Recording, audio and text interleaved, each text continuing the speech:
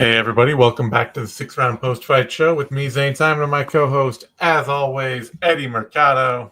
Hey. Damn it, where's the mute on this? I gotta be able to mute you just at like a moment. You can mute me, but they can still see me. I know, but there we go. All right. Well, that's dangerous because I might just saying some things I shouldn't say because I know I'm muted and you unmute me at the wrong time and then dangerous to me? That's not dangerous to me. I can handle it. I didn't say it. All right, we're coming to y'all just from the close of UFC Vegas 102, Jared Cannonier versus Gregory Rodrigues. And man, Hobocop, he had the perfect chance to jump up the rankings, get a big win, came out, stormed the gates, all that, and then totally shit the bed. Yeah, I mean, after that first round, he started flagging, and from then on out, I mean, if you want to be elite, yeah, I mean, you got to be able to fight 25 hard minutes. Because part of it, you'd be like, oh man, he really came out hard to start this fight. Like he was pushing the pace, he was throwing a ton of strikes, but Jared Cannonier, like, he pushed a harder pace than that for the next 2 rounds afterwards. You can't be like, oh, well, you know, Rodrigues just had he just went too hard early. It's like, no, you got to be able to push. He had clearly to me, it seemed like he just had a big adrenaline dump. Like he got too excited out there. And the way he was sweating in round 2, that was the sweat of somebody who's like having a flop sweat and just suddenly like, really caught in the moment. Yeah, huge adrenaline dump, but I don't think it was the moment. I think he did go hard in that opening round, but like he doesn't know any other way. Like we've never seen Hobo be reserved or calculated or like it seemed like he was in a real fight. Like he came out to fight. Yeah. You know what I mean? Like there's no okay, what Zalal did out there tonight, he competed. Okay. Hobo came out to fight. Yeah. Like he caught Jared sleeping with his wife. Like that was how he came out. And when Jared didn't go away, it's like, oh shit. Yeah. The panic for one, Cannonier didn't do much the first round but survive. Right? No, yeah. So his gas tank, getting hurt does deplete your gas tank a little bit. But Cannonier's never been one to gas. He's never been one to he's proven he can go the distance and he can hang in there and fight at a similar pace throughout the fight. Hobo, nah, not so much. Too much bench press, not enough sprints. You should at least be prepared to go 3 rounds. So maybe 5 rounds is going to be a new experience for you, but he was not ready to go 3 rounds with Jared Cannonier, But we've seen this from him before. Yeah. And I think the biggest thing is he can't help but get into wars. No. He can't help it. He's too hittable. I think the big thing too is he has no, and this would be a huge problem if he had won this fight. He has no way to check or stop low kicks at all. And when Cannonier started leaning on those, you could see it was causing him all kinds of trouble. The whole fight started snowballing away from him. Yeah. After that first round, everything Cannonier was doing was being effective, especially pawing that jab, not trying to land it, but just disrupting the rhythm, giving him something to look at, putting something in his face, and using it as a rangefinder to bring his right hand. And Cannonier is tougher than a motherfucker. Yeah. He is so tough. He's tough. He's been there. He's the experienced vet. He's a fighter too who's really used to just setting an even pace and sticking with it every round, knowing exactly where he wants to be and what pace he wants to fight at. And even saying that, this was a high-paced fight for Jared Cannonier. Yeah. After that first round, he threw 72 strikes in round 2, 78 in round 3. That's wild. Right? for middleweight, that's fucking Yeah. wild. Because Rodrigues, he came out and he threw 66 in round 1, 68 in round 2, 87 in round 3. But yeah, he can't maintain that. no, he can't. And Cannonier can maintain that. He can go out once he sets a pace. You never see Jared Cannonier just being like, "Oh, I don't know." Cannonier is the guy who always, he may not push the pace in a way that like a really, top of the heap championship fighter would, but Cannonier has the same round 5 he has in round 1. Like, yeah, no, he's a true professional. He's not over aggressive. Yeah. And that's bit him in the ass before, right? The Sean Strickland fight. The Robert Whittaker fight, the Izzy Adesanya fight, like against really top tier guys, they could just kind of stick him in his gear and stay ahead of him, and he could never push the pace to catch up. But it won him this fight. He was the pro. He was ready. And Rodrigues this looked like a game disintegrating at a high level. So I didn't even pick any fights this week. I didn't pick any. I didn't have any official picks.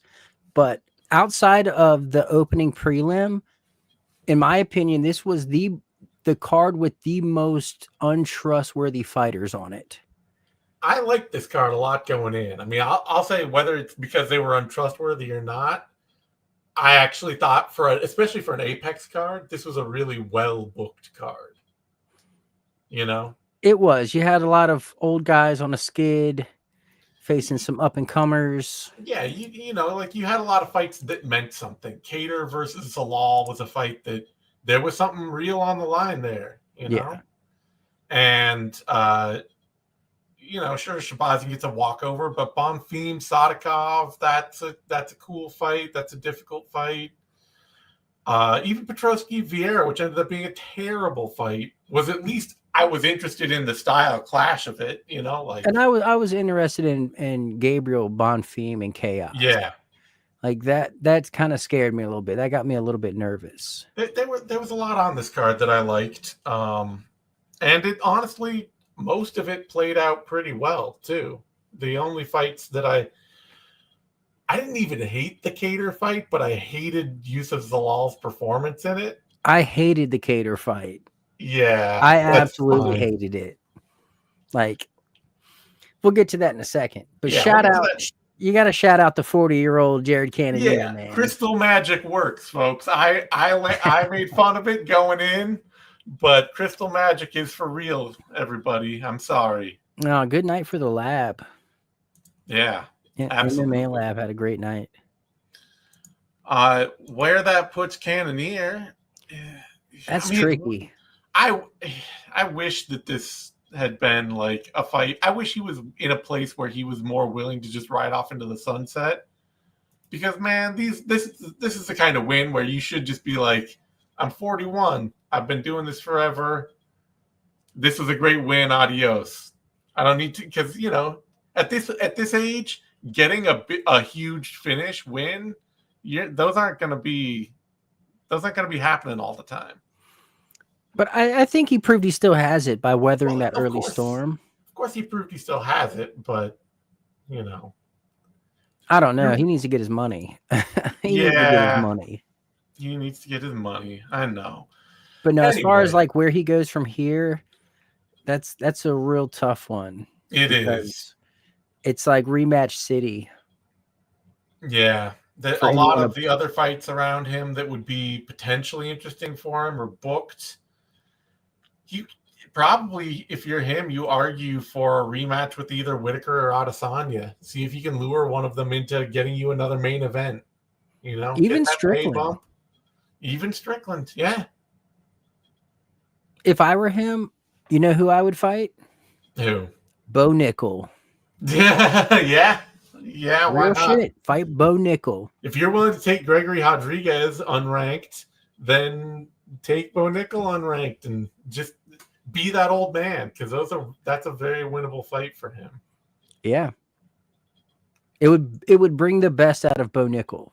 Yeah. I see somebody here also asking Jared Cannonier versus Chris Curtis, Ian.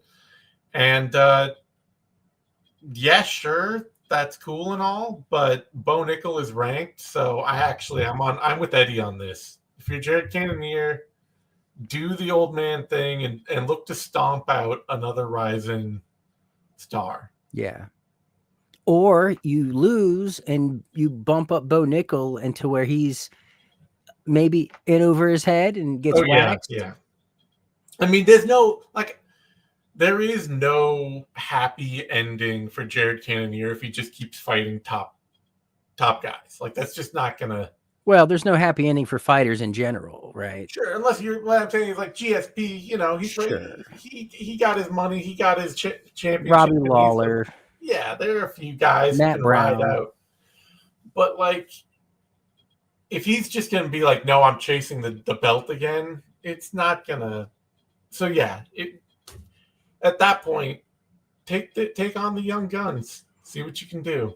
And he would get money for fighting Bo Nickel because it would be on a pay-per-view, right? Like, that's, for me, it seems like the least risk, highest reward. Yeah. And I hate to say that about Nickel, but it's kind of true. Yeah, I mean, it's certainly, you could argue that Marvin Vittori and Roman Dolidze are also lower risk ranked opponents, but they're not higher reward. Nobody wants to watch Dolidze or Vittori fight. Yeah, nobody. So I know I don't. Yeah. I mean, there's Kopylov, but that's like insanely risky. Also, that's high risk, low reward. Very much so. Nobody cares about Roman Kopylov, and he might beat your ass. Well, outside of us, we care about it. Yeah, we care, but yeah. It's not a money fight. I think I like the Bo Nickel idea. That's a good idea.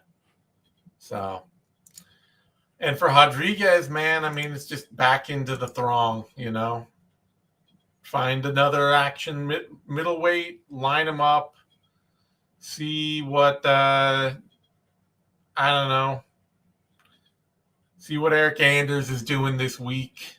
Or, but I will always show for a Hobo Cop fight. Oh, yeah.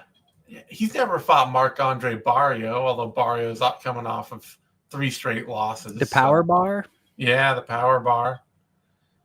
Or where's Michel Pereira been?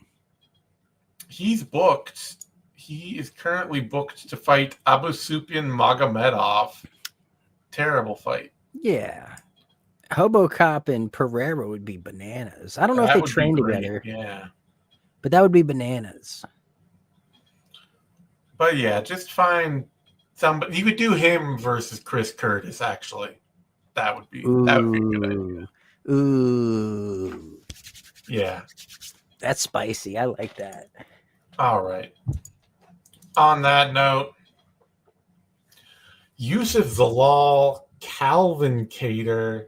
And man, I was all excited for Yousef Zalal to introduce himself as a potential top 10 fighter. He's put in the work. He refined his game. He came back more aggressive, more violent, been finishing everyone.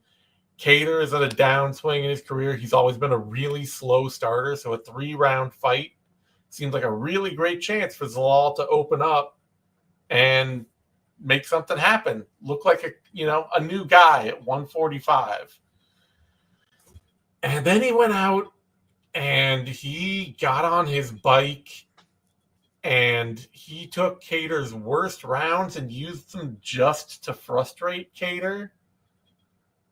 And then Kattar did what he always does, which is finally realize he should actually probably start throwing punches if he wants to win a fight. And Zalal looked terrible. And it was just a terrible way to get this win for Yousef Zalal. You are set up here to get a win in an action fight that will propel you into the top 10. So there's ample examples of guys who in a loss their stock goes up.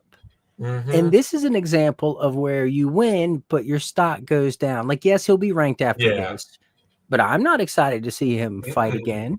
Not after that. No. The jab was beautiful. He was sneaking in some knees, but he went full Lance Armstrong out there. This was a Trey Ogden fight from Yousef Zalal. This was borderline timidity. Mm-hmm. No, the ref in round 3, I would not have argued one bit for the ref actually just stopping the fight for a second, pulling him aside and warning him, being like, you keep doing this and I will stop the fight and award him a TKO. Because if you're not fighting, like, that's it. That's done. You know? Yeah. If this were a boxing match, Zalal very well might have been TKO'd. You know? It might have just for sure. And so, like, from a coaching's perspective, high five cues, Zalal, way to stay smart throughout, get that dub, get in the rankings, get a name under your belt. Yeah. But from an entertainment standpoint, fuck that. Also, too, I mean, I got to say, from the fight cue coaching standpoint, it's not actually great. It's not actually that smart to just let Kattar do so little to him that he can just rally and beat your ass in round 3. Like, that's not great. That's not if it's Ilia Topuria out there doing that same strategy is going to get you murdered. Well, he's fought Topuria before. Yeah. It didn't go well. Exactly. So it's the kind of defensive-ness that's actually like, no, you're just giving your opponent more opportunities to find a way to hurt you. You should be doing something to them to stop them from hurting you rather than just giving them an infinite chance to figure it out. Yeah. I mean, if he would have kept the same attitude he had in the first and second, I'd still be bitching that it was boring, but at least he's fighting. Yeah. You know what I mean? He's at least doing something. But just skirting along on the outside, this is how bad it was, Zane.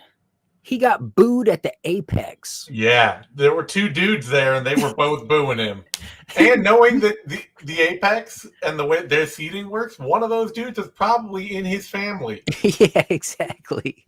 He had a cousin out there booing his ass. Yeah, not a good look. Not a good look for Kattar. No. But Kattar's never. I mean, this is the reason that Kattar has been a borderline. He's been kind of like Jared Cannonier, a guy who got up to the borders of the top 5, got that one title shot, but has had the door just slammed on him by elite talent.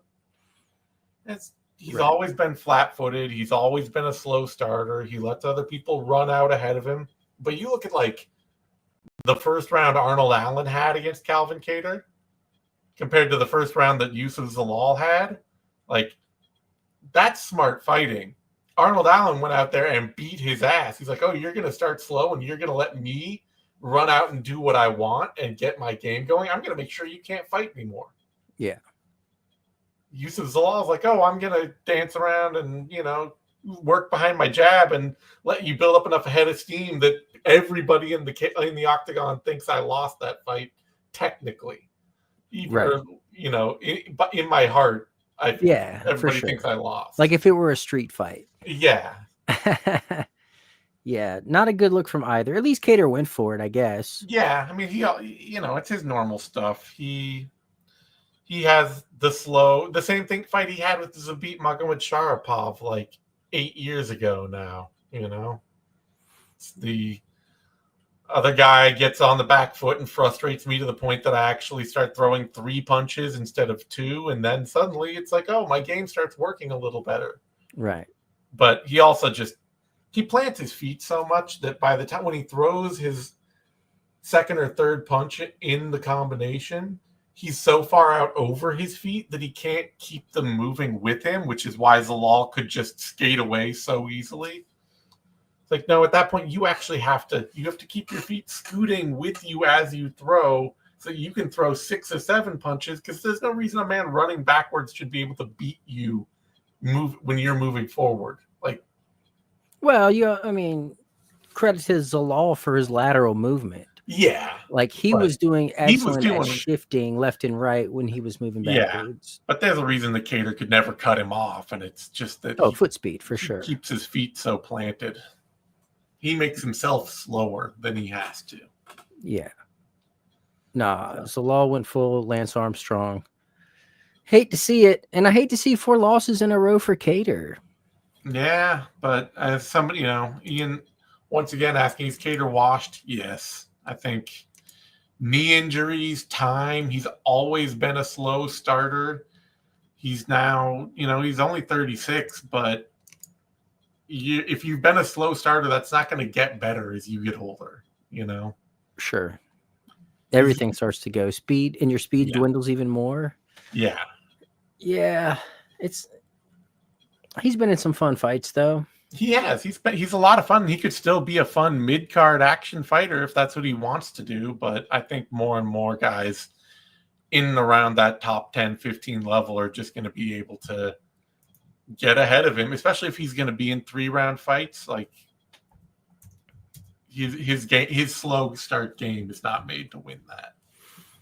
No, he needs someone that will bring it out of him. Yeah, that would just stand there. I don't think Kattar's fallen off a cliff. It's just one of those things where his game is deteriorating in a way that he's just suddenly not really built to win the kind of fights he used to compete in. And like especially with the level of opposition he's been facing. Yeah. Like he's been facing the best of the best of the best. This is actually his worst loss in a long time. Mm-hmm. I mean, this is his worst. You could argue that this is his worst loss since 2010. Don Carlo Klaus. Because other than that, it's been Moicano, Zabit, Holloway, Emmett, Allen, and Sterling. And now Zalal. What's the one name that doesn't fit into all the rest? Yeah, it's Zalal. So, yeah. As for Zalal, though, yeah, he called out Brian Ortega, and he called Calvin Kattar a Hall of Famer, which, I mean, I'll say it. If Don Cerrone's a Hall of Famer, then sure, maybe Calvin Kattar is too. But not the same. I don't even know why you hate on Cowboy Cerrone being in the Hall of Fame. That's weird to me. Because the Hall of Fame metric is been around for a long time and got washed in your one title fight. Like he had the epitome I think you have of to a include his Hall of very WEC good work career. also. His what? His WEC days. I kind of lumped that in. Where he also didn't win a title? No, but I mean, man, he's been a fun action fighter. He's been a fun action. He would be the Hall of very good in every other sport. Yeah, but by your logic, you wouldn't put Jim Miller in there, and that's disgusting. Well, yeah, but it's the difference between like having a real sports Hall of Fame and having a attaboy, good job Hall of Fame.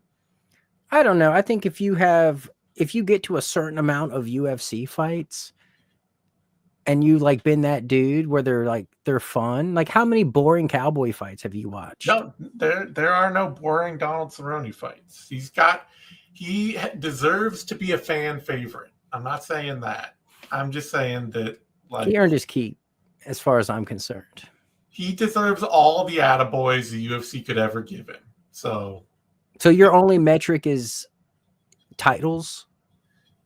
And like any other sort of meaningful statistical outlier that makes you considered an all-time great, like you're a Hall of Famer. It's not. I'm sure Cerrone has something like that, like most fights or most short notice fights or something. I'm sure there's something weird out there like that to appease you.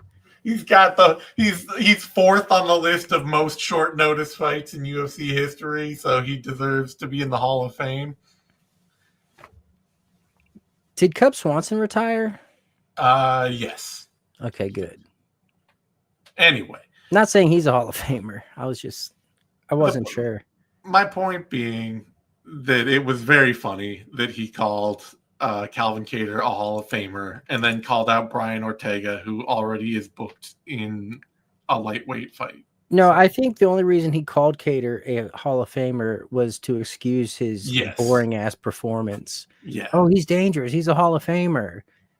So that explained his cowardice third round. Yes. I said what I said. Cowardice third round.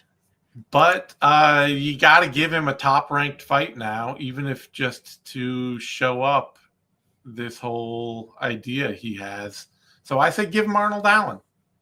because Didn't Edson Barbosa just lose a fight? The Steve Garcia fight? yeah, that's true. That Steve Garcia just dropped out of that. So you could do you could sub Zalal into the Garcia fight if he's ready to turn around and go right away. Otherwise, though, I say give him the Arnold Allen fight as punishment because I think that Allen will absolutely beat him. Yeah, no, and there isn't Kattar's in that camp now too, so that would be like extra revenge. Right? He was training with Sahabi for Yeah. So Arnold, he's still at TriStar, right?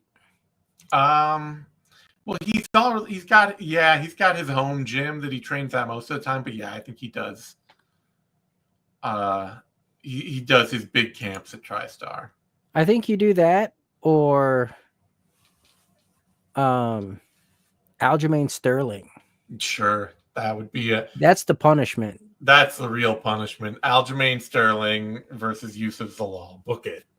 I don't want to watch it. No. Make it a post-lim, you know what I mean? Yeah. All right. And yeah, for Kattar, like this is when you got to decide what you want to be. Do you want to be making? Do you want to try and squeeze every last drop of your own blood out of yourself in the UFC, continuing to make 75 and 75, which nobody else is going to pay you?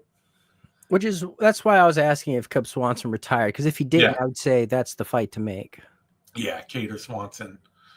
Or do you want to just say, you know what, I've had the career that I'm going to have, and I'm going to go right off into the sunset and do other stuff? He could go to the Glue Factory League. Yeah, GFL. They claim they're paying everybody, so definitely Kattar, go to the Glue Factory League and get whatever paycheck you can out of them, because I don't think they'll ever even hold one event. But if you can get them to cut you one check, cash it immediately, because that money is not going to be there long. Yeah, I don't know. Otherwise, the UFC might cut him. They might. I would be happy actually seeing him fight Barbosa, though. Yeah, that would make sense to me.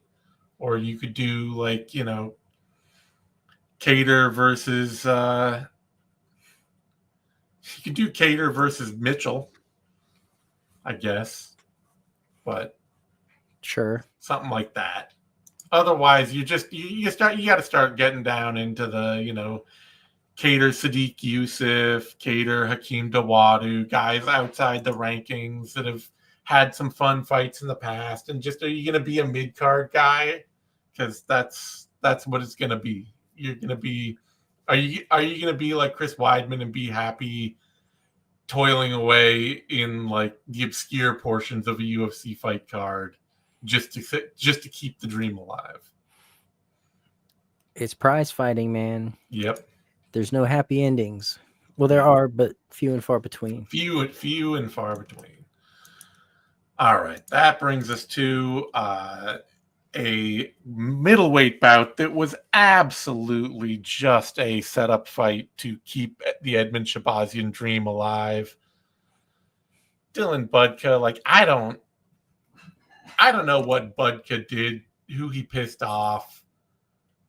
Or it's the opposite, right? Like, he's the son of somebody, you know? Yeah, I mean? Whose friend he is that's getting him these fights, because, like, dude squeaked past some guy on the Contender Series while having his coach basically feed him every single, like, finger twitch. Like, if you watch that fight, his coach is like, okay, now you need to move like 2 degrees to your left. You need to breathe in and out while you're doing this. Okay, now you need to put a hand on his bicep. It's literally just, I have never heard a coach talk that much in somebody's corner during a fight as they talk to Dylan Budka to like walk him through everything. It's like, okay, this is a terrible thing to have if you're going to go into the UFC And then they feed him a world-class kickboxer, a really solid, totally decent, functional striker, high-volume striker, and then Edmund Shabazian. Like, you're just feeding him guys that are way better than him, and all of them are beating his ass. And yeah, he's not UFC material. no, I don't know. I think the craziest thing for me is the constant reminder that Shabazian came from Dana White's Contender Series. Like, I have such a Mandela effect about this. Like, in my head, it's something that happened after 2020, but I guess it started in 2017, and it's just, I don't know. It's the Bernstein Bears. I can't comprehend. Yeah. So Shabazian gets the round 1 knockout. We learn nothing. It's the same wins Shabazian's been getting his whole career. It's nothing like any of the losses that he's been suffering his whole career. So we have no idea what'll happen next time he fights. Head movement. Yeah. We have to say it. Yeah, but good for him. Yeah. Did he get a bonus for that? Let's see.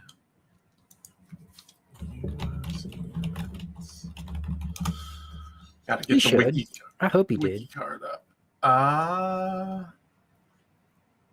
Bonuses went to Cannonier and Rodrigues for fight of the night, and then Shabazian got a bonus, and Gabriel Bonfim got a bonus.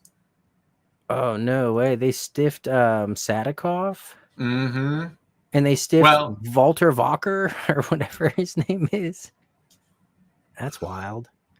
I mean, Sakhov, I can see why they stiffed him because technically the doctor stopped that fight, but I would argue Bonfim stopped that fight. He did, but it was a weird one. It wasn't like nah. The highlight reel on that is the doctor going in and going like that. Like, I don't know, man. I'm completely fine with that stoppage. That was as legit as it gets. It's a good fight. It was a good stoppage, but and Sakhov was getting his ass. What's up? Yeah. I was like, let's get to that. In fact, yeah. Sakhov was getting his ass whooped the entire time, eating hard crosses, getting fucking lit up, and throws one question mark kick, and that was all it took. And I mean, I talked about this a bunch going in. I picked Bonfim, but he and his brother both, they have just a little bit of arrogance to them, and where they just take their eyes off their opponent and they do stuff that is just a really bad idea. Like, they don't think they can get hurt doing it. It's just the full commitment. Like, they're like, I'm going, and no matter what else happens, I'm not worried about you. I'm just doing the thing. And there's a lot of benefit to that as a fighter. Like, there's a lot of entertainment value. Yeah. In that I was like, I'm picking Bonfim, but Sakhov actually has a lot of stuff to him that is a lot like Benoit Saint-Denis. Like, he's not the grappler that Saint-Denis is, but he is just the hard swinging, I will go after you no matter what bully that Benoit Saint-Denis is. Throws with power, marches forward, commits to everything. And being the kind of guy who's just not necessarily always paying that much attention to what your opponent's doing, it opens you up to some scary stuff. And he got hit straight across the forehead with a head kick, and I think I caught him right here.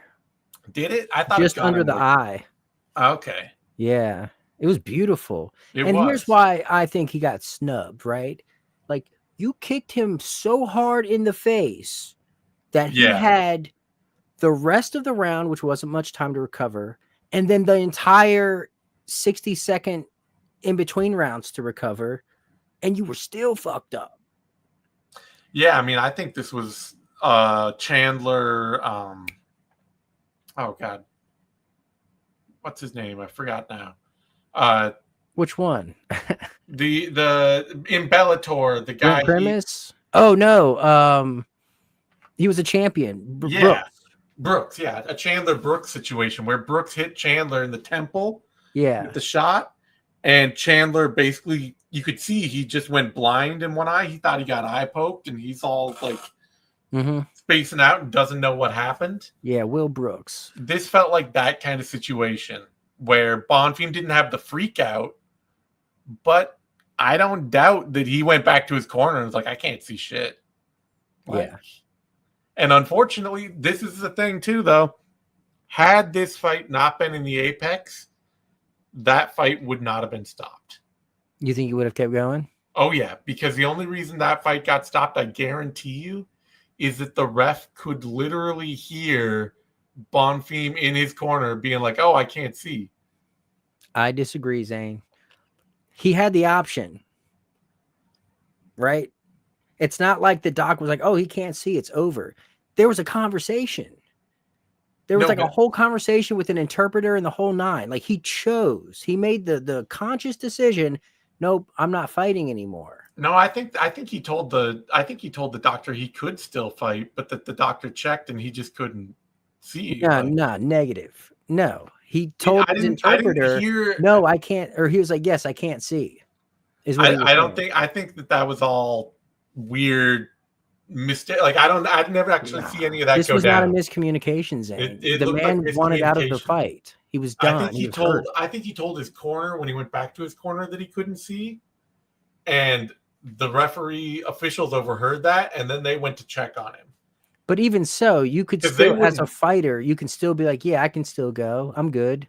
But now once they hear you say you can't see, you've got to prove you can, and he couldn't.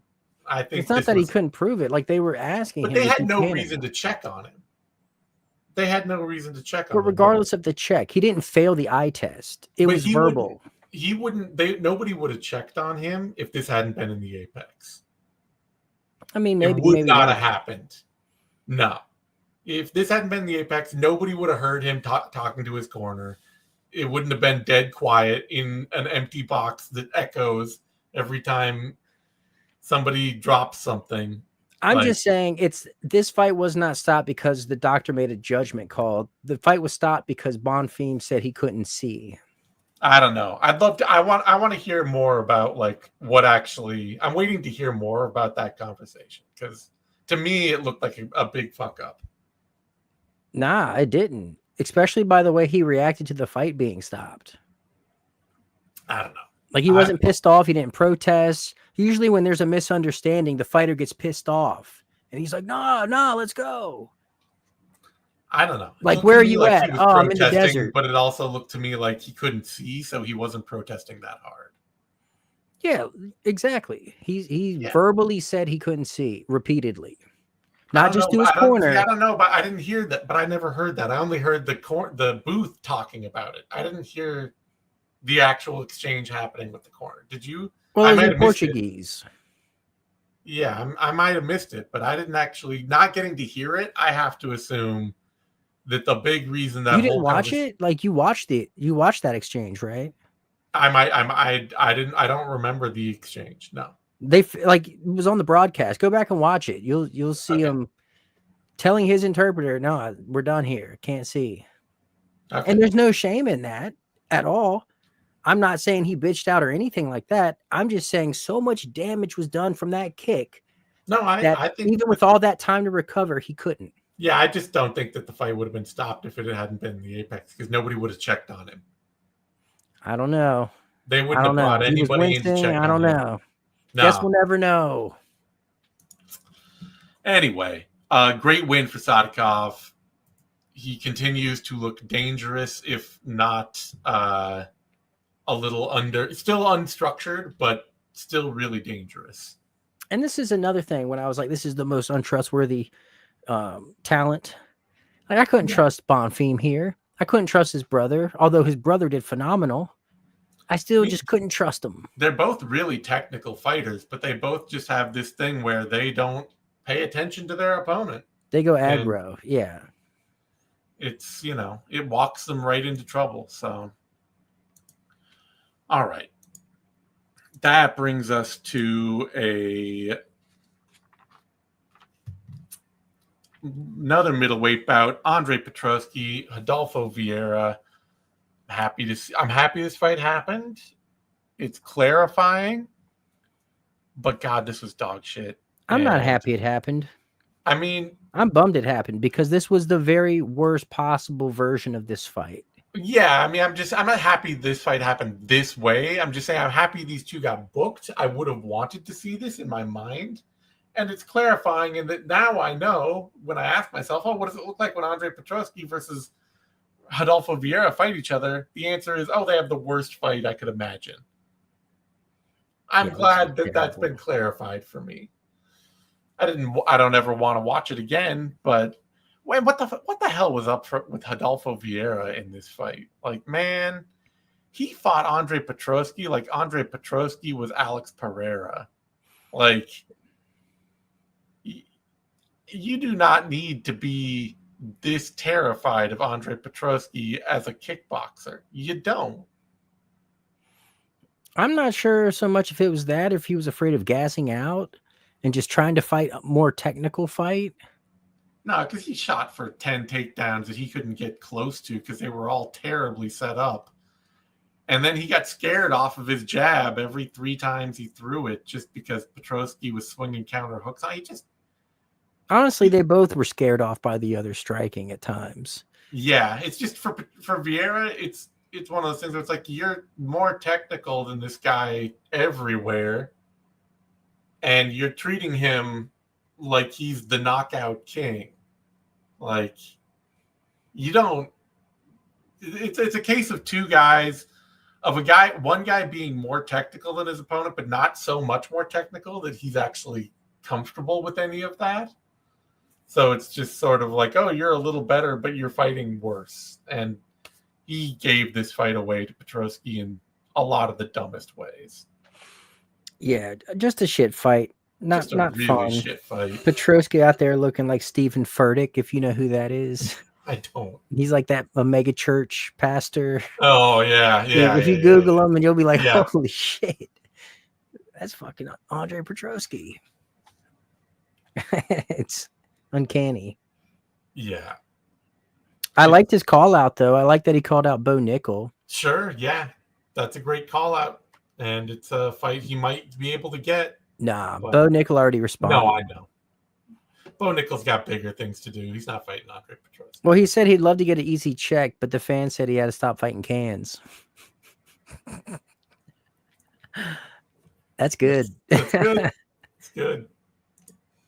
It's a good way to say, I don't need this fight and still, not look like you're just avoiding it. Right. Yeah, if you're Bo Nickel, like, why do you need to fight Andre Petroski? You don't. And as a fan, I want to avoid it. Yes, I want to avoid that. All right. On that note, an actually good fight. I don't care. Like, Petroski, is there any fight out there I actually want to see him in? Not really. I guess he could fight Paul Craig. Why not? Has he fought Gerald Meerschaert? Yeah, he did. It was a terrible split decision where Meerschaert almost outboxed him. Which is why I'm also turning around looking at Rodolfo Vieira and being like, dude, GM3 had better hands than Petroski, and you are letting yourself you went out there and just couldn't kickbox your way around that. I don't know. Otherwise, Brad Tavares is still fighting, I guess. Or let him fight Shabazian. Sure, he could fight Shabazian. Yeah, that would work. I'm intrigued by that clash of styles. Yeah. Either Petrosi's going to get lit up on the feet or Shabazian's going to get submitted or grinded on. Now we'll get to our other just MMA is a brutal sport and they shouldn't let everyone do it fight of the night. Jose Delgado, Connor Matthews, and I said this going into Connor Matthews' UFC debut. This man is not durable enough to be in MMA, and his coaches are doing him an extreme disservice letting him fight in MMA. And at that point, he'd never been knocked out as a pro. It was just that obvious. Connor Matthews is going to get a serious brain injury if he keeps fighting MMA at this level. It is not a good idea. No, this was set up to be a squash match. It was very much a squash match. I applaud Matthews for aggressively going for his takedown and getting it. Sure. But the second that Delgado got up, I was like, oh, this dude's fucked. Yeah. Like, your one strong suit this guy can match you in, you're toast. And then that spinning back fist connected, and I'm just like, oh, man, it's only a matter of time. But good on Delgado, man. This was his debut. He's got a strong camp, a lot of hype behind him from the camp. He's I don't know that he's the best athlete I've ever seen, but he throws himself into all of his strikes with a lot of abandon and power. Yeah, he's got some Pineda in him. He's got some Steve Garcia in him. Yes. Yeah. Absolutely. And Just, I like that. You know what I mean? It's fun. That is a ton of fun. So I'm excited for this guy. I got my eye on him. Connor Matthews, your coaches should be talking to you and being like, man, you shouldn't be pro fighting. Because you say his strong suit, he comes out of New England Cartel with a background in like Muay Thai.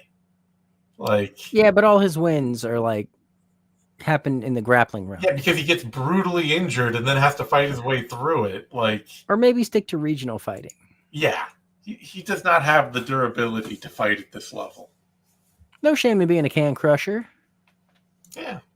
Let's go. Well, I mean, there's some shame in it, but you don't have to know that. Everybody else can just talk about you behind your back. Well,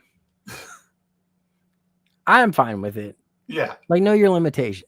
Yeah, it's like if someone wants to stay amateur forever, go for it. You want to be a hobbyist, mixed martial artist, go for it. Yeah. All right. That brings us to... But hold on. I got the perfect matchup for this guy. Okay, for Delgado? I want to hear it.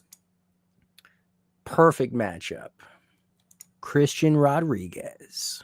Oh. Yes, sir. You a hot shit prospect? Cool. You're a hot shit prospect? You got to go through C-Rod. No, Benson Henderson, if you're listening to this right now, he's Delgado's he's Delgado's poppy. He's his big brother in camp. What is wrong with you? C-Rod, though, that is the ultimate. If you're listening to this, and we know you are, do not let him fight C-Rod. Whatever, the UFC is going to turn right around and they're going to say, hey, you want to fight Christian Rodrigues? You're like, oh, I don't know who Christian Rodrigues is. Sure. Don't do it. He should do it. I want to see it. Don't do it. Fight. It's a solid prospect loss if it's going to happen. Sure. Fight Nate Landwehr before you fight C-Rod. Nah, do the C-Rod. All right. On that note, let's get over to Angela Hill, Ketlin Souza. Love to see it, Angela Hill. It warmed my heart. Yeah. A 40-year-old strawweight. Yep. Getting the dove, fighting hard, showing an evolution in her game. She hit takedowns, tried to set up a darce. I loved it. She's still winning the kinds of fights that she was winning 5, 6, 8 years ago. She was beating Marina Moroz. She was beating Ariane Carnelossi and Loma Lookboonmee. And here she is slamming the door on the likes of Ketlin Souza and Luana Pinheiro and Denise Gomes in 2023, 2024.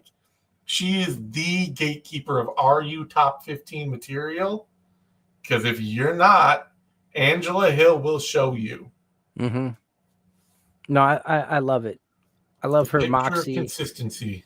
Yeah, it's she's turning into a Cowboy Cerrone of strawweight. Absolutely. Put her in the Hall of Fame, damn it. She keeps on. I mean, why not? Yeah. She's paying her dues. I don't think she's ever had a title shot, though. No. But she was, if Invicta is the women's WEC, she was champion of Invicta. It's not. It's not. All right. I'm happy for her though. No, yeah. And I mean, she scraped by with the win, but she really did eat some hard shots out there. Like Souza packs a wallop. oh yeah, no. She ate some really heavy shots, kept her composure, stayed within herself, stuck to her strengths, and just fought hard. She fought so hard. Mm-hmm. So the question is, Dad, does she get another fighter on the rise looking to make it into the top 15? Like, it's got to be one in here. Let's see. Like Fatima Klein. Or, I don't know. Let's see. Yasmin Lucindo. Or do you throw her in? You find another ranked opponent to let her like try that climb again against, and throw her in against somebody like the winner of Jillian Robertson versus Marina Rodrigues or something like that. I guess it doesn't even matter. My dream scenario would be for a title fight to get booked, and the challenger drops out short notice, and Hill comes in on like 24 hours notice and gets her title shot. That's what I want to see. Yeah, I don't even care if she wins it. I want to see her just get a crack at it. And I did mention Yasmin Lucindo, but Lucindo's actually, she's shot. I didn't realize how high ranked she was now. She's ranked 7 right now and currently booked to fight Amanda Lemos. So, but I feel like Hill is someone who transcends the rankings. Like, it doesn't matter who she fights or where they're at, if they're ranked or unranked, wherever. I mean, the real thing is that the next time, if Jillian Robertson gets injured, Hill will be fighting Marina Rodrigues on 5 days' notice, because that's just the kind of fighter she is, Or if there's some other fight down lower in the rankings, you've got Polyana Viana set to fight Jacqueline Amorim. If one of those fighters gets injured, she'll jump in on that. There's really not a lot of people she hasn't fought. No, she fights everybody. So it's not really any sense in trying to figure out who the next Angela Hill booking will be, because it could be anybody. Yeah. Yeah, I mean, I just want to see her get a crack at some gold. It's not going to happen, but I would love it too. All right. That brings us to a men's flyweight bout. Rafael Estevam, Jesus Aguilar, and this was the best version of this fight it could ever be. Estevam being a complete blanket for 2 rounds before his cardio completely shuts down. And Jesus Aguilar being a guy who makes incredibly bad decisions all the time. And they had 2 good rounds of scrambling before Estevam totally gassed, and Aguilar beat his ass for a round, which that's the best. The only better way that fight could have been better is if Aguilar had jumped the ghillie and subbed him out with it. Aguilar was the only fun one in this fight. Oh yeah, I mean, Estevam's a wet blanket, but at least Aguilar didn't get held down so bad that you were just like, oh, I hate every bit of this. I think I had an epiphany. Yeah. The ghillie is the crack of MMA. Once guys get a taste of it, they can't stop. Like, there has to be an intervention. Well, DC lambasted Aguilar with Dustin Poirier slander. But the thing about Dustin Poirier is he's never actually hit a guillotine in a fight. No, he's used it to get up. He's used it to get up, but it's never actually worked to sub anybody out. Aguilar has hit a whole bunch of guillotines. He has a very high success rate of winning fights with the guillotine. It may still be a terrible idea, but he has made it work for him before. But Poirier has won plenty of fights where he jumped the ghillie and still won. Sure, but it's not like saying, "Oh, don't jump the gilly because Poirier does it, and look at how it's killed him." Like Aguilar, he has so many other problems than just jumping the guillotine. That's not Oh, really, yeah. you know. Man, that third round, he really could have won this fight. I think he Oh yeah, really could have got a finish because, like, he was going for it, he was throwing volume, and he would shoot in for the takedown. And I think he was only shooting into the takedown to try to get the gilly. yes, But in my head, I'm like, yo, you're shooting the takedown. He knows it's coming. Fake the takedown, overhand. It's right there. This fight is winnable for you. But he Aguilar's couldn't a help mess. himself. He is an overhand, a double leg, and a guillotine, and those three things are it. That is the whole offensive game. He scrambled his ass off, though. No, yeah, he's fun. It's just, fun. I couldn't tell. I lost count of how many times Estevam fell off the back. Oh yeah, Countless times. see, and that's what I hoped for out of this fight, because I knew Estevam was going to blanket him like nobody's business, but all I wanted to see was Estevam have to work for it. Oh, he had to earn it. He had to earn it. I don't care who he fights next. He's no fun. That brings us to a welterweight bout. Gabriel Bonfim, Chaos Williams, and yeah, a sketchy fight from Bonfim at times. He definitely let Williams get right in his face and throw huge punches, way more than is comfortable for a guy who stands with his chin up like that and just kind of moves his head back. And that was my big worry here, is because Yeah. he does leave his chin out there.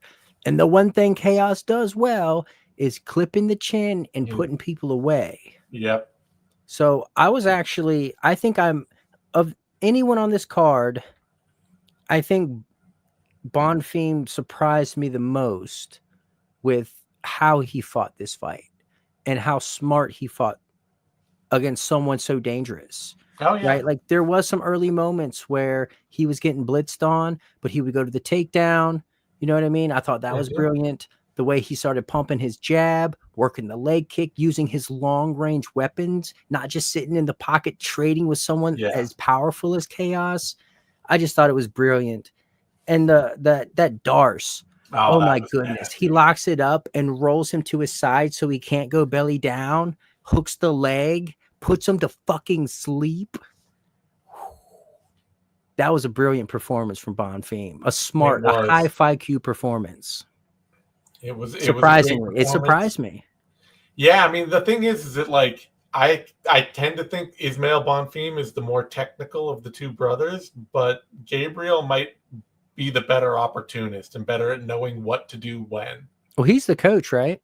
No, their other brother is the coach. Ah, okay. They've got a third brother who's like, you know what? I'll just make money off you guys. I don't need to fight. Smart. Yeah. That's why he's the coach. Yeah. But no, this was cool. Yeah. This was a cool fight. It had me scared. I felt nervous. I was like, yeah, because it's one of those fights too, where it's like Gabriel Bonfim is better than Chaos Williams at everything, but he might lose. Yeah. Like, it is kind of astounding how many fights Chaos Williams has won with a style that, like, Vitor Belfort would be like, man, you really push your punches. Like, don't you slander Vitor Belfort now. Okay, he's a legend. Yeah. Hall of Fame material. He is. Champion. No, this was cool to see. Yeah. I mean, not many people. Chaos has not been beat by many people. No. You tend to have to. He doesn't flag. He doesn't get tired. He doesn't change pace or drop off. He just sits there in front of you and waits to be dangerous every minute of a fight. So you have to be consistent and not make a lot of mistakes to beat him. And lower level fighters almost universally fall right into his wheelhouse and get crushed. And I even liked how Bonfim was circling away from the power. Mm-hmm. Very, very intelligent footwork. Yeah, this was a great performance from Bonfim. And it seems pretty likely that he'll be up in the top 15 of the welterweight division before long. They should rebook that Fakhretdinov fight. Yeah, that would be a good fight to book. Or honestly, like Bonfim is fun. I wouldn't, you could book him against Vicente Luque. I'd watch that. You could book him against Carlos Prates.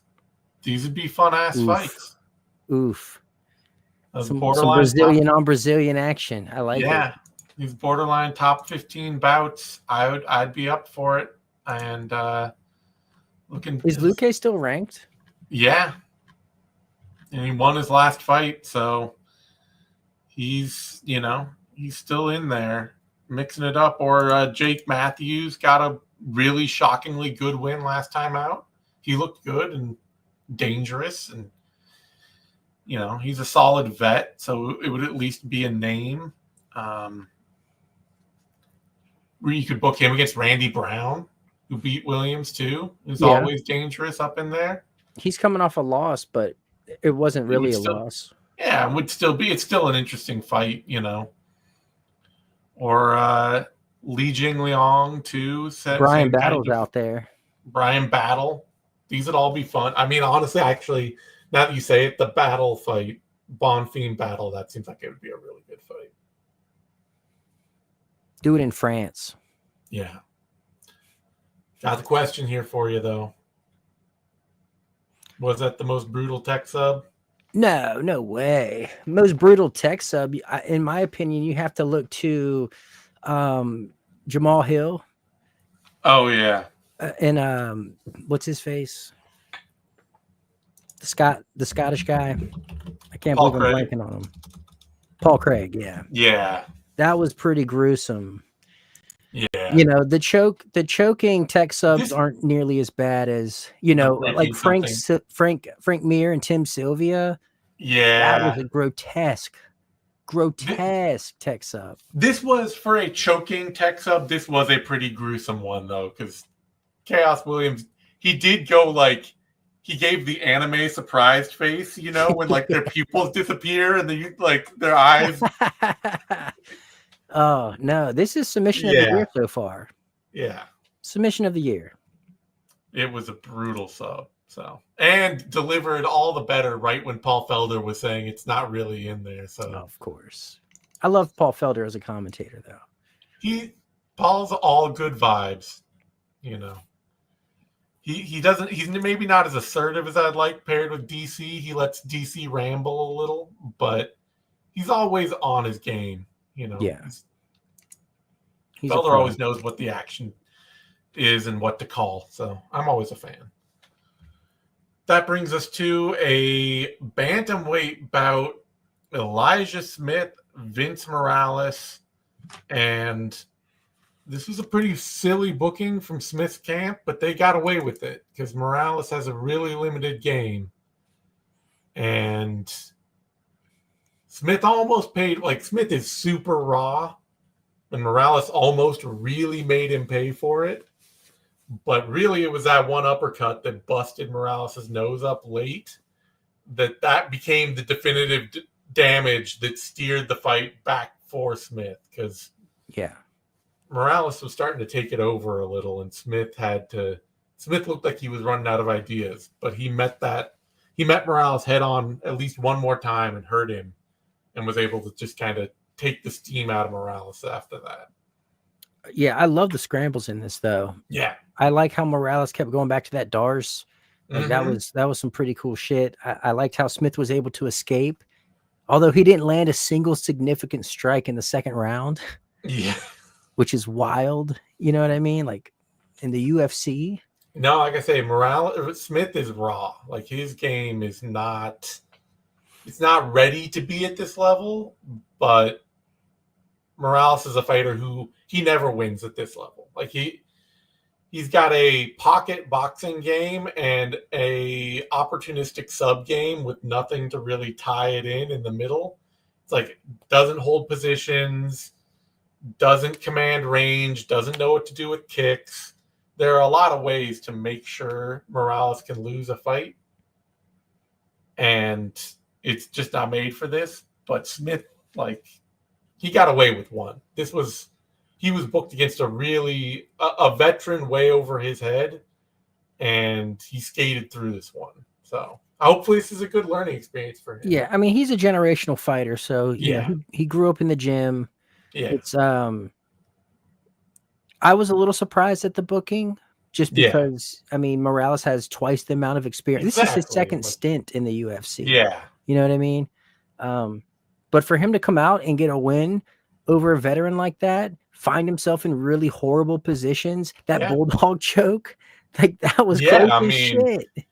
I would have been going crazy if Morales had got that finish there. Like, that was fun as hell. But I think the big saving grace there was like he knew he was screwed, but he just started punching. He's like, fucking boom. I'm like, okay, you're a fighter. Like, you're a fighter. Yeah, absolutely. No, I mean, the thing I would say is for Smith, be really happy you got your win bonus. Be really happy you got a W, and treat this fight like a loss. Treat this like you went out and you had a really rough fight, and you should be learning everything from all the mistakes. And not going out there and being like, oh, I could dominate guys at this level. You know, I'm totally ready. There's a lot of takeaways, especially after that first round. Like all the fouls, like the cup check, the eye pokes, a lot to take. But he's 22. Exactly. Like there's we don't know his ceiling yet. Yeah. You know what I mean? I think he might have to get from under his dad at some point. Hate to say it. Yeah, I mean that kind of relationship can be severely limiting long term for a prospect. But it has worked out, right? Wonder Boy never left his dad's side. Yeah, I guess in the sense that Wonder Boy also never won a meaningful title. That, you know, like he went to a draw in the title fight. Yeah, but if you think that you're going to be a future champion, then Wonder Boy would also be an example of how, like, you know, he never actually got there. Sure, but I mean, of course, everyone's going to have the title aspirations. But yeah, he's an example of you can make it to that level and stay. Yeah, he can be good for a long time. But also, Wonder Boy is a lifetime as a traditional martial artist that actually translated in ways that a lot of fighters couldn't figure out. He's like Michael Page, where he's an anomaly. Yeah, yeah, and Elijah Smith doesn't have that. Like. No. His lifetime in MMA, he looks like a lifetime MMA fighter, which is like, oh, you've got kind of a C+ game in a whole bunch of areas. You know? Yeah, he's got some growing to do, but he's got time to do it. I definitely wouldn't rush anything. That's why I say treat this like a loss. Treat this like, okay, I got a win, but I had a pretty bad fight, and this is the maximum level I should be fighting at right now. Find me another opponent like this that I can keep working. Like, everyone loves the mantra, you know, real fighters, they'll fight anyone at any time, blah, blah, blah. Fuck that. You need to go the AJ McKee route and hand select your opponents that are a slight bump up every time, a different look, right? So you're growing and then gradually work your way up. Look at Paddy Pimblett. He might be getting set to fight Michael Chandler, and he's had nothing but, like, people doubting him and calling his whole rise bullshit all the way. But, like, if ever there's a fighter that might beat his ass and then totally melt down and self-destruct and make Paddy Pimblett a title challenger, it could be Michael Chandler. And, like, but wait, did Chandler call him out? No, he called Chandler out, and Chandler was like, that would be stupid. Wouldn't it be funny, though? Like, you don't know. Traditionally speaking, Chandler loses when he calls people out. True. Not when he gets called out. Guys like Ian Gary and Paddy Pimblett and even Michael Page, they've had very, like, carefully crafted, selected opponent careers where you get a lot of fan backlash that way, but you also actually get a lot of success over the long term doing that kind of thing. But I'm not saying AJ was like cherry picking his way to the top. He like came in raw and slowly built himself over time in a proper way. Yeah, that too. He's like one of the best examples I can think of. Yeah. Of someone who comes up properly, taking the smartest fights possible. Elijah Smith has a ton of potential. Age is on his side. Time is on his side. Just treat this like this was a really close run fight that you escaped with this win, you know? And I believe they trained together at one point. Yeah. So I don't know if that added some weirdness to it. Yeah. It didn't seem like it. They didn't seem like guys who'd had a really close relationship in the gym or anything. No, I just mean like in the scrambles. Like they put on some really fun scrambles. Like they were familiar with each other in certain ways. True. All right. After that, heavyweight bout, Walter Walker, Dontel Mays, and this is beautiful because it was over in a minute. Mm-hmm. Like I was so ready for these two to just lean on each other. I picked Dontel Mays because it's just like he at least has an idea of how to strike while he's standing up.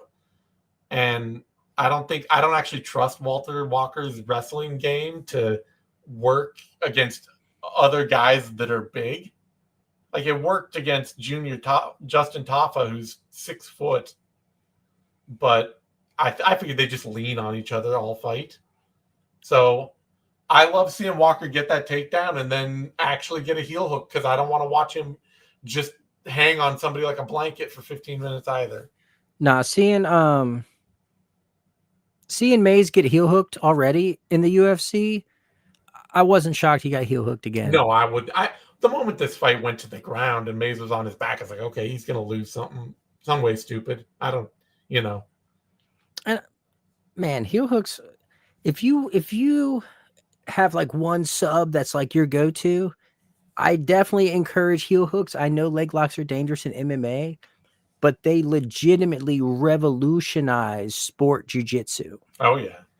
Like to the point where if you were a black belt 10 years ago, you're getting worked now. Like you are getting worked. If you didn't develop your leg game, it's not the same. I mean, you're getting smoked by like 16-year-olds. For a lot of years, a lot of gyms basically just didn't do a lot of leg work. They were just like, oh yeah, no, you're not allowed to. That's dirty and you'll permanently injure people. And we don't want you in the gym if you're doing that stuff. Yeah. So all it took was for a few gyms to allow it and a few competitions to start allowing it. And then it's suddenly like, well, shit, you better. Yeah. But especially at heavyweight, no one's training heel hooks at heavyweight. No. But if you don't get it, it can cost you. Cyril Gahn, Francis Ngannou. Yeah, I mean, hey, that's now Walter Walker ranked heavyweight, right? Yeah, thank God. Mays had no business being ranked at heavyweight. No. I mean, none of these heavyweights in the top, outside of the top 10, outside of the top 9, have any business being ranked. Derek Lewis is ranked 9. Everybody under him is just like absolutely getting those are all gift rankings. Yeah, it's their default rankings. Yeah. Tai Tuivasa ranked number 10 in 2025. Yeah. Shamil Gaziev, Waldo Cortez Acosta, Mick Parkin. They're placeholders. Kennedy and Nzechukwu? No. So, yeah, have Walter Walker fight Shamil Gaziev. Fuck yeah.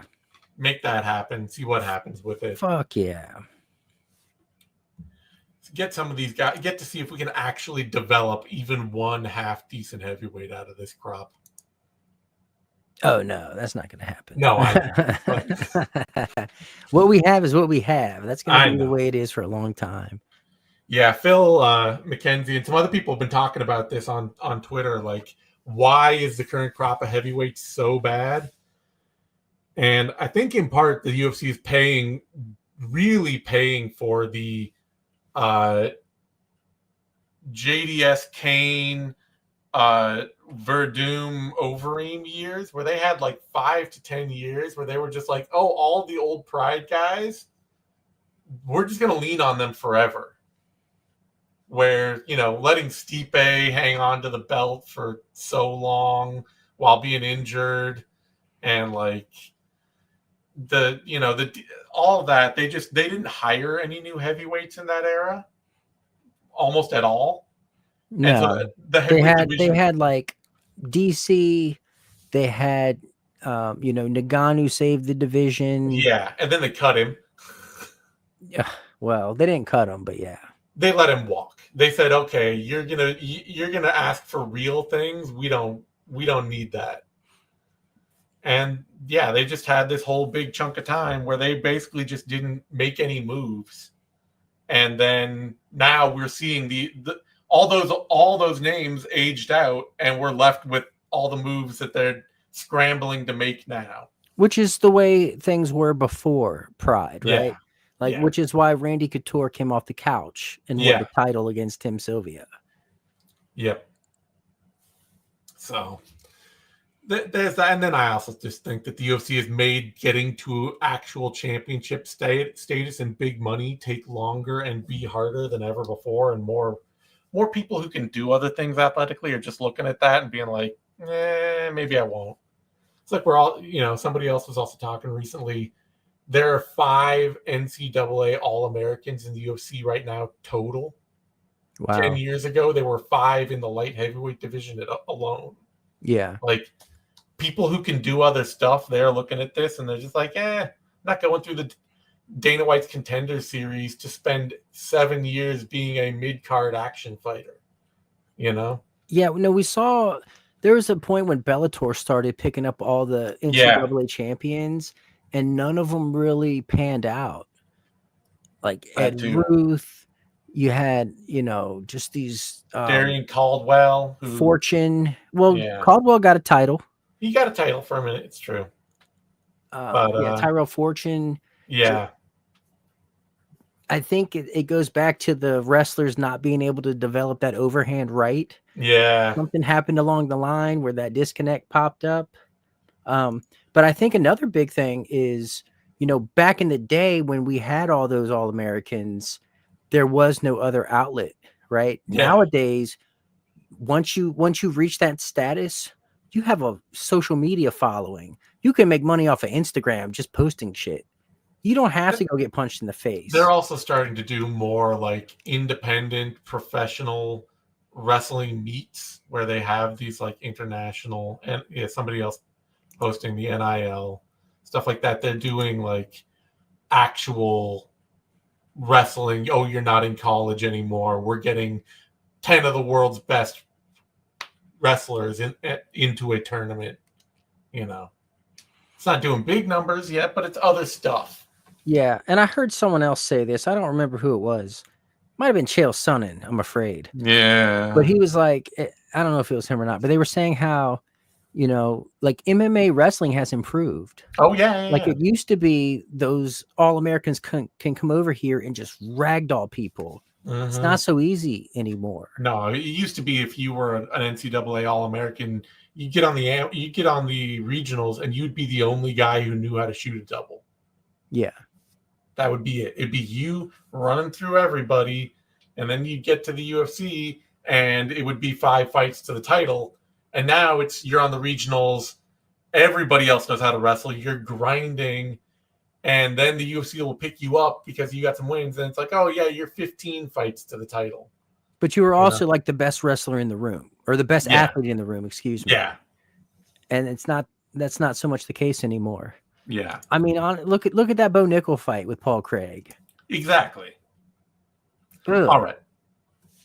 Anyway, that brings us finally women's bantamweight fight: Jacqueline Cavalcanti, Julia Avala, and great fight from Cavalcanti. She looks like one of 3, maybe 5 bantamweight women in the history of the division who knows how to keep her range all fight and not fall in on her strikes and clinch up automatically. She'll throw 2 or 3 or 4 punches and then she'll back out and reset rather than just falling in on her work. And Avala had no idea how to handle that at all.